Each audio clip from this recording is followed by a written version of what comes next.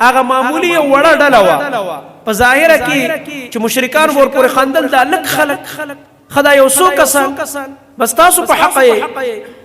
او زمونږ پلار نیکه او زمونږ فلان او فلان نه پوهېدل دا زمونږ د مشران او د سرداران د قومونو نه پوهېږي تاسو یو څو کسان پوهې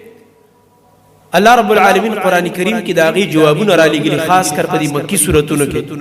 ځکه په مکه کې دا حالات د قشانته سخت او د مشرکانو اعتراضات به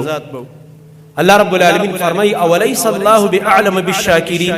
ولی الله تعالی خپل شکرګزار بندگان نه پیژني مطلب دا دی عمده نبی صلی الله علیه وسلم او دا صحابه دا زما شکرګزار بندگان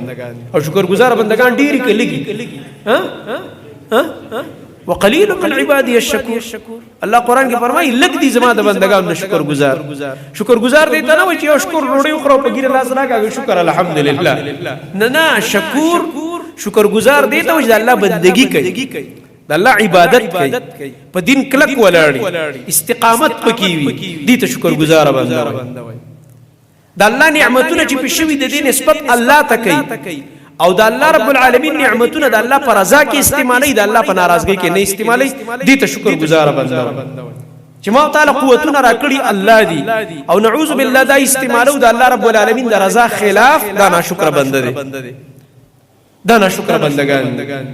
قرآن کې الله رب العالمین موږ دې نه منع کړیو چې تاسو ور ناشکری مکوئ زما ناشکر بندگان د ځان نه م جوړوئ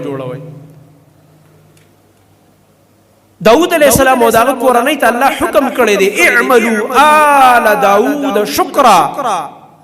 اے د داود علیہ السلام کورنۍ شکر کوي شکر څوک چې داود علیہ السلام ملګری دي داغه کورنۍ دا تاسو له شکر اعمال وکړئ یعنی د الله عبادتونه وکړئ د الله رب العالمین بندګۍ نه وکړئ ځکه د الله شکر گزار بندگان غلګوي وقلیل من عبادی الشکور